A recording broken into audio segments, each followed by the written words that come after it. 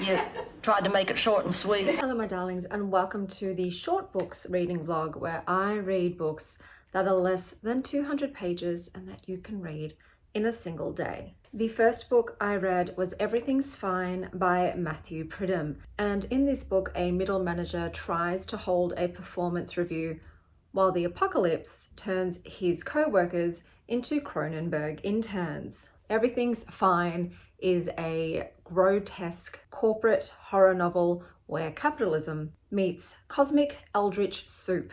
So we have Eric, a man so devoted to professionalism that he's the kind of guy who will straighten his tie during Armageddon. And he finds his morning commute interrupted by the end of the world. The moon is disintegrating, children are melding into giant balls of horror, and office morale is at an all-time low. And yet, Eric insists on making it to work on time.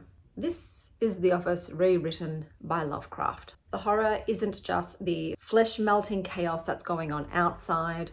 It's the quiet, smiling insistence that business must continue on as usual. I guess this book is for anyone who's been told to circle back during a global crisis. Unfortunately, I didn't love it. The way it was written and the characters, you don't have any time to... Sorry, that's the garbage truck day. To sort of connect to them. It was really confusing. You just dropped into the middle of the chaos and trying to get a grasp on, wait, what is this world? Are these humans? What's happening? Everything's really weird. Why is everyone acting as though this is commonplace? It was quite hectic and intense and discombobulating for me. The next book I read is I'm Not Disappointed, Just Mad, aka The Heaviest Couch in the Known Universe by Daryl Gregory. In this book, two dudes try to move a couch during an alien invasion and end up getting involved in an intergalactic sofa war. So this takes the very classic stoner buddy road trip and detonates it in deep space. What starts as a very mundane mission to move a sofa turns into a cosmic clusterfuck. This is a sci-fi about family, alien invasion, a satirical space opera absurdity, moral philosophy dressed in chaos, and just manic dumb weirdness. To me, this felt like Bill and Ted couch surfing their way through the galaxy with their robo vacuum. It was fun. It was wild, wacky. Once again, you're just thrown into the chaos from the get-go. Everything implodes and happens all at once and you're trying to wrap your head around what the f is going on. It's silly. It's absurd. It's ridiculous. I don't know. Like, it's just bizarre. It's a bizarre kind of fun time. It's also intense. Like, people do get tortured. People do get killed quite graphically. So, yeah, it was a weird one. Quite memorable though. I still don't fully understand what the hell happened and the greater context in universe in this, but it was an entertaining way to pass a small amount of time. And the final book that I read for this reading vlog is Spread Me by Sarah Gailey. In this book, a science team digs up a space STD in the desert. Oh, they're called STIs now, aren't they? An STI. And they immediately fail every lab protocol known to man. Because it turns out the real contagion in this is very bad decision making. This book is body horror meets workplace soap opera drama meets The Thing. There is an atmosphere of creeping dread in this very claustrophobic research base where professionalism disintegrates faster than a contaminated petri dish. It's sandy, horny, and very unsettling. The story drills into themes of temptation, control, and how human desire can be just as invasive as an alien life form. It's weird, queer, lusty, and everyone has way too many orifices. I didn't love this one, and I'm going to get into it. So look, it is very reminiscent of My Queen, Meg Smitherman's space horror erotica. So it is, an intergalactic, creepy, sexy book. But it didn't work for me, and that is because there was a lot of things that icked me. It felt repetitive. A lot of the characters lick their lips a lot. The beginning is really slow. There is just so much back and forth between the crewmates about what they should do regarding this specimen they brought in, and then regarding teammates that are possibly infected. And that was a bit boring to read. What else? Oh yeah. This is uncomfortably horned up. Like, it's not hot. We get this very drawn out scene of our main character pincer banging herself. Okay. All right.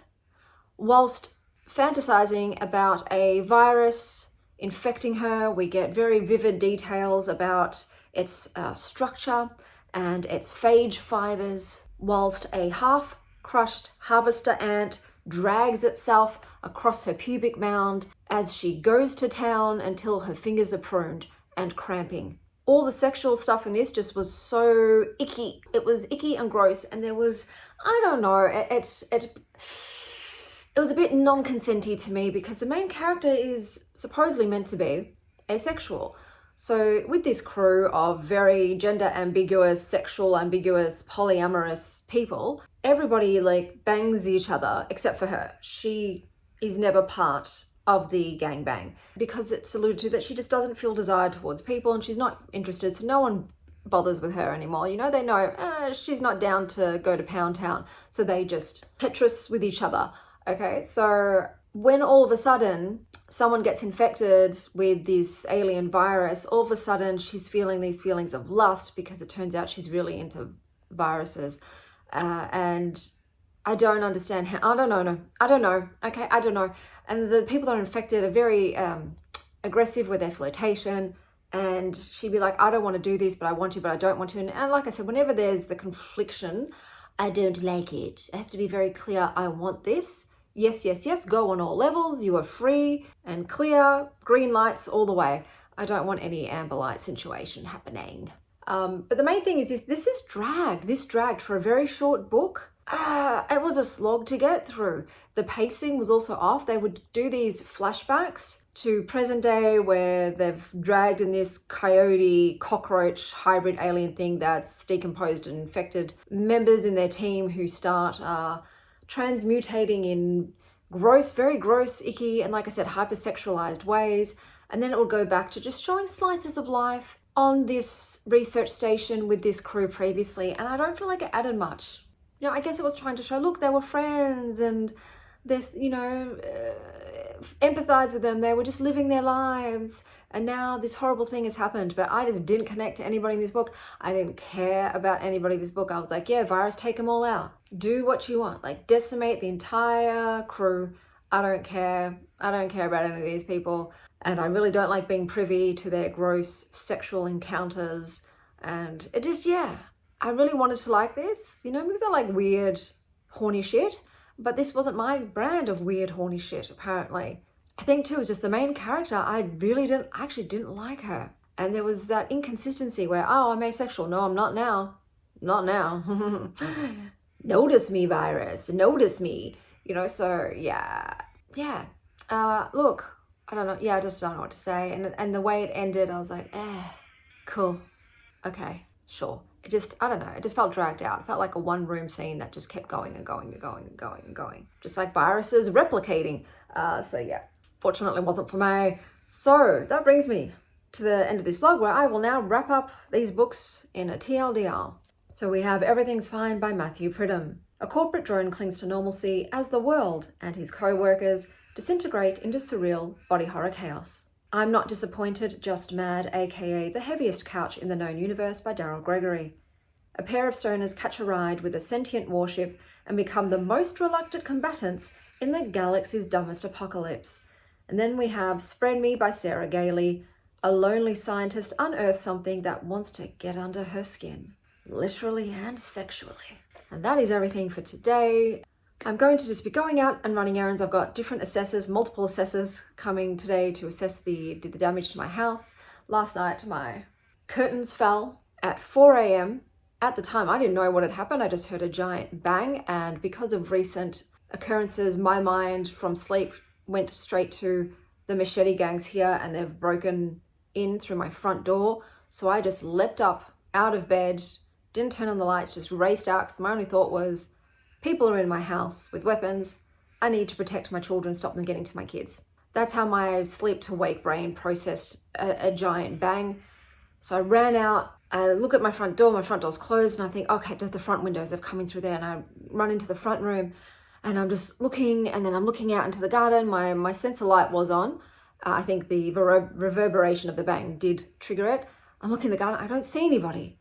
I then think, go to your phone and check the cameras, you know? Like, what's going on? Where did this sound come from? So I run back into my bedroom. I turn on the light in my bedroom, and I see, oh, my roller blinds have broken and fallen onto the ground. That was the bang. That was the bang.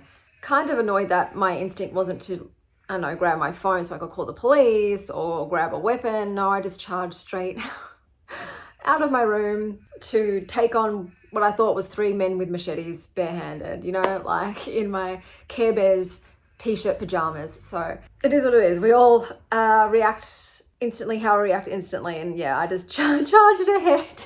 I was like, I'm just going to Rambo this shit. But look, I'm glad no one broke into my house. Obviously, I did not go back to sleep at 4 a.m. after this. I actually started, as soon as I walked in and I saw the curtains on the floor and I put 2 and 2 together, I started crying. I think it was a release from all the adrenaline, realizing, oh, I'm actually safe. It's okay. I don't have to karate kid my way through armed teenagers. So it was a stressful wake up at 4 a.m. I've got to go to the library today to pick up some books. I've got to go and inspect a house for my ex-husband. He's finally decided that he thinks he wants to buy and stop renting. So I'm helping him out and looking at some property. I used to be a property developer and I was very into property naturally. So I'm better at picking out things and determining value, I guess, based on street and whatever. I haven't done my research in a long time though. I used to always research, but I can at least, you know, look for certain things that he wants to look for, and we'll give him my report on that. And I might take myself out to lunch. The op shop, I might go and drop some things off at the op shop too. I've got a whole bunch of books and some other clothes that I'm not selling, I'm just donating, like a lot of the kids stuff too. So I might do a op shop donation and just have a bit of a browse. I haven't found anything for my birthday. I think I'm just going to use a dress that's in my closet that's stretchy, so I think it might accommodate me in my extra curves at the moment. But my beautiful ex-mother-in-law has bought me some shoes to go with it because I didn't have a pair of dressy red heels, which is a bit weird considering I wear a lot of red, but I only have red wedges, and that doesn't go with like a sparkly evening number. So she's bought me some shoes, God bless her, to go with it. So that's sorted now.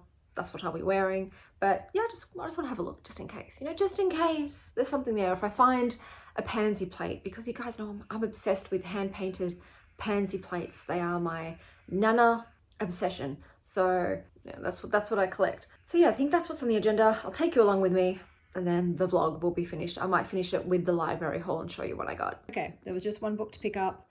Didn't have time to go to the cafe, unfortunately. People are coming sooner than expected. So that's for this vlog. Until next time, get shorter, Star Child.